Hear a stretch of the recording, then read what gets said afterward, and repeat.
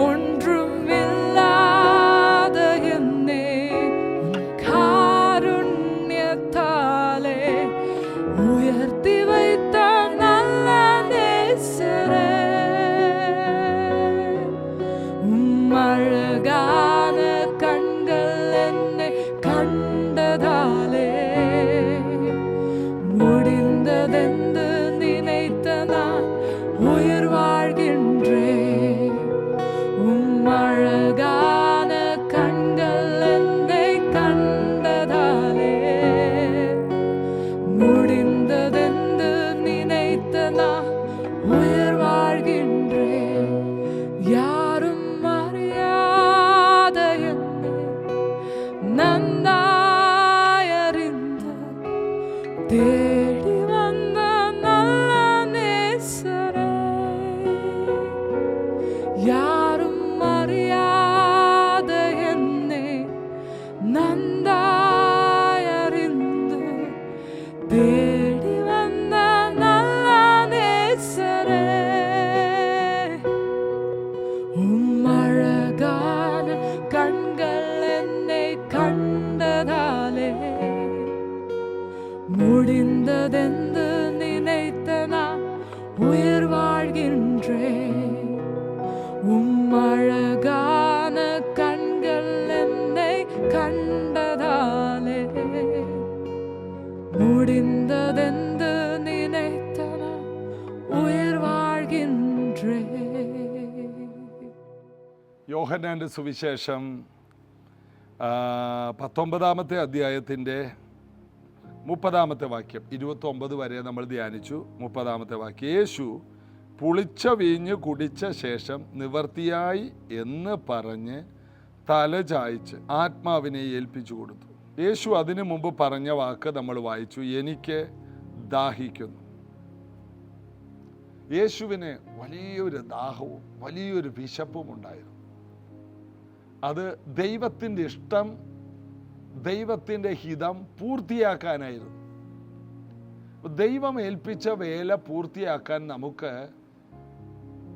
കഴിവുണ്ടായാൽ പറ്റില്ല, പണമുണ്ടായാലും പറ്റില്ല, ബന്ധങ്ങളുണ്ടായാലും പറ്റില്ല, യാത്രാ സൗകര്യങ്ങളുണ്ടായാലും പറ്റില്ല. ഒരു വലിയ വിശപ്പും വലിയ ദാഹവും ഉണ്ടെങ്കിൽ മാത്രമേ ദൈവത്തിൻ്റെ വേലയെ നമുക്ക് പൂർത്തീകരിക്കാൻ, ഭംഗിയായി പൂർത്തീകരിക്കാൻ കഴിയും.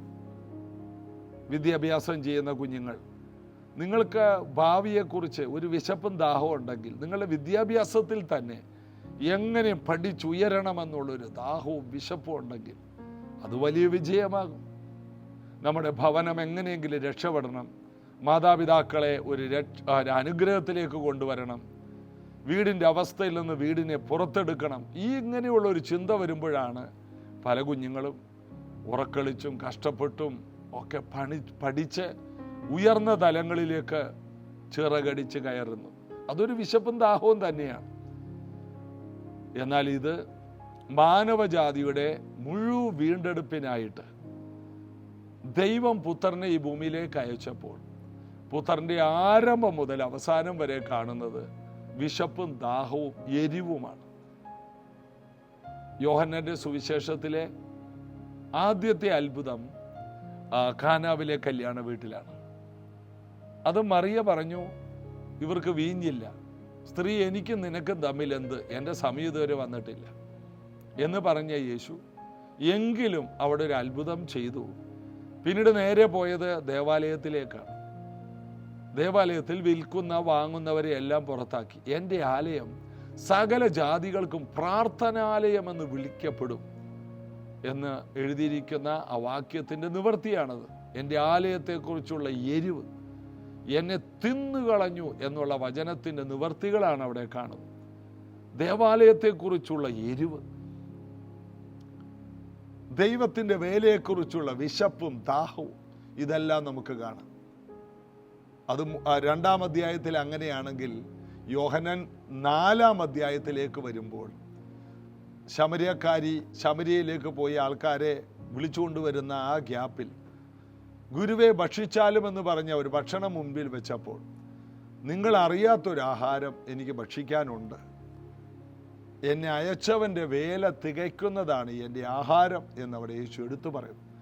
വേല തികയ്ക്കുന്നതാണ് സംതൃപ്തി. വിശപ്പ് വന്നു കഴിഞ്ഞാൽ ഭക്ഷണം കഴിക്കുമ്പോൾ ഒരു സംതൃപ്തിയുണ്ട്.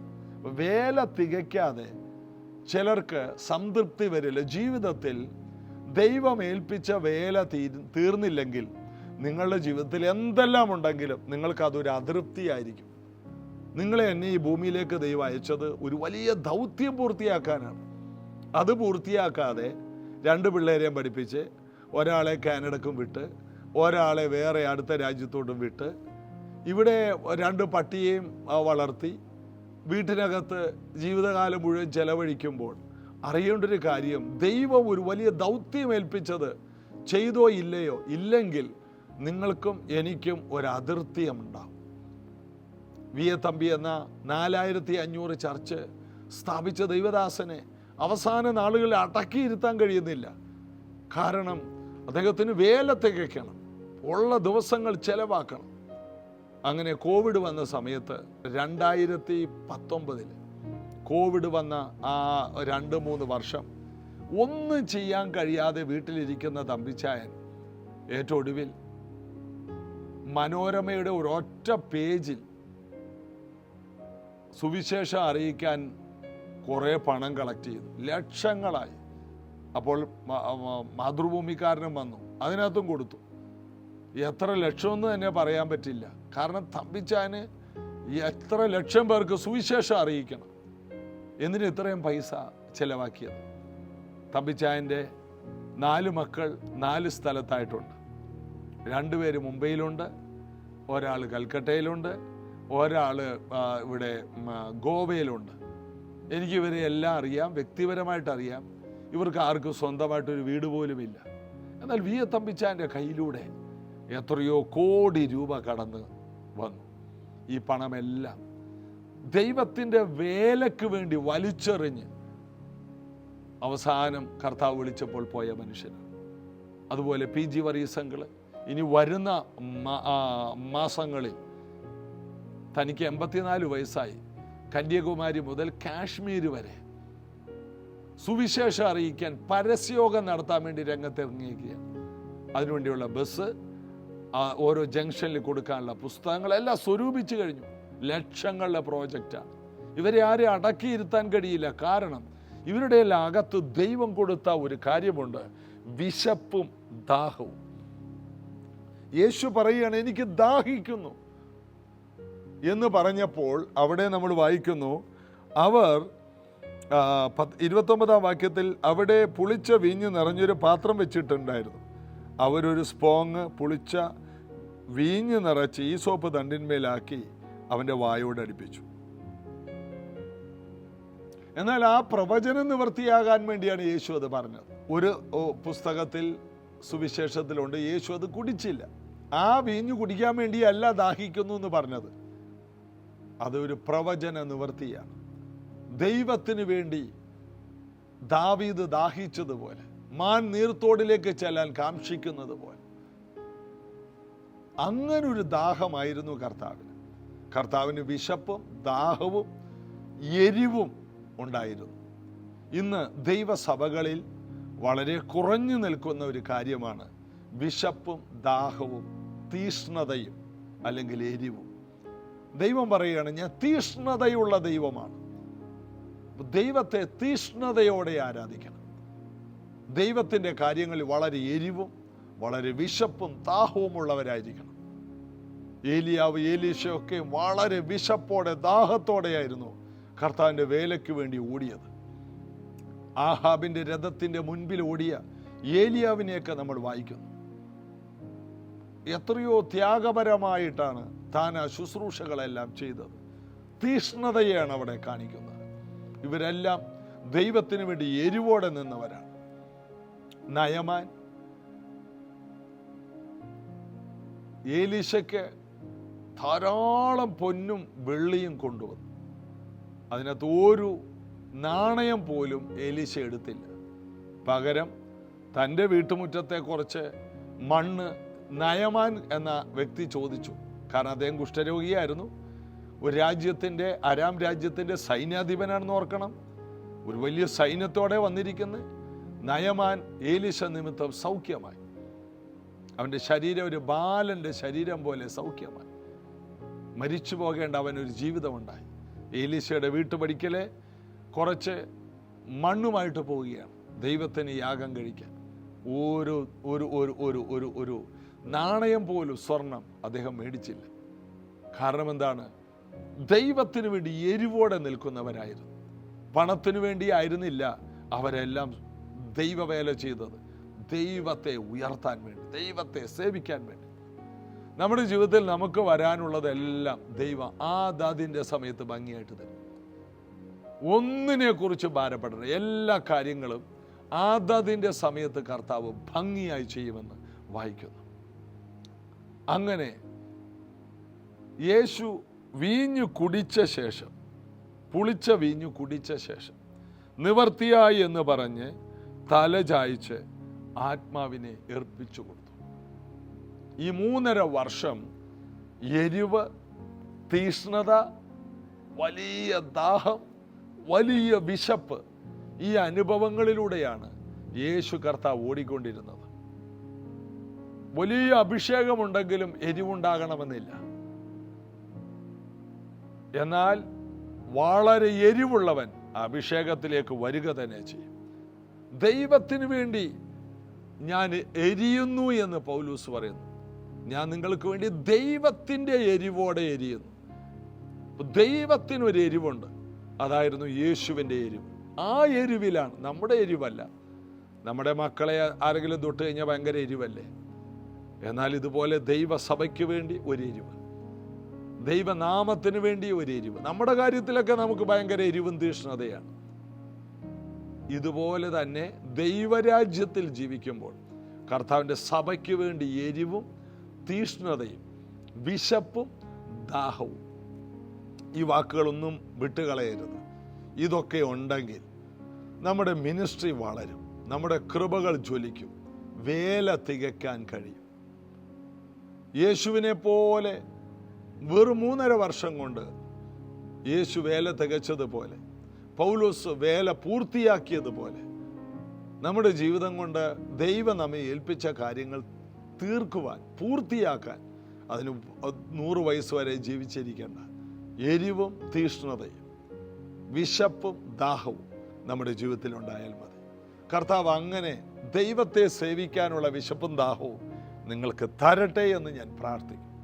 പരിശുദ്ധാത്മാവിൽ നിറഞ്ഞ് വളരെ തീഷ്ണതയോടെ ദൈവത്തെ സ്തുതിപ്പാനും ദൈവത്തിന് വേണ്ടി നിൽക്കാനും നമുക്ക് കർത്താവ് കൃപ തരട്ടെ. നമുക്ക് ഒരുമിച്ച് പ്രാർത്ഥിക്കുക. യേശുവേ, പരിശുദ്ധാത്മാവിൽ ഞങ്ങളെ നിറച്ച് കൃപകളാൽ ജ്വലിച്ച് ഈ അന്ത്യകാലത്ത് അങ്ങ് ഞങ്ങളെ ഏൽപ്പിച്ച കാര്യങ്ങൾ ഭംഗിയായി പൂർത്തിയാക്കാൻ ഓരോരുത്തർക്കും കൃപ കൊടുക്കണം. ഉദാസീനതയോടെ വേല ചെയ്ത് ശപിക്കപ്പെടാൻ ആർക്കും ഇടയാകും. എല്ലാവർക്കും കർത്താവിൻ്റെ കാര്യത്തിൽ വളരെ എരിവും തീഷ്ണതയും ഉണ്ടാകട്ടെ. ദൈവസഭയെക്കുറിച്ചൊരു തീഷ്ണത, ദൈവവേലയെക്കുറിച്ചൊരു തീഷ്ണത, ദൈവനാമത്തിന് വേണ്ടി അധ്വാനിക്കുന്ന കാര്യത്തിൽ ഒരു തീഷ്ണത എല്ലാവർക്കും അങ്ങ് പകർന്നു കൊടുക്കണം. ഞാൻ ഈ മക്കളെ അനുഗ്രഹിക്കും. കർത്താവ് കൂടിയിരിക്കും. ആരോഗ്യ പ്രശ്നങ്ങളിൽ പുറത്തു വരട്ടെ. സാമ്പത്തിക വഴികൾ എല്ലാവർക്കും തുറന്നു വരട്ടെ യേശുവിൻ്റെ നാമത്തിൽ.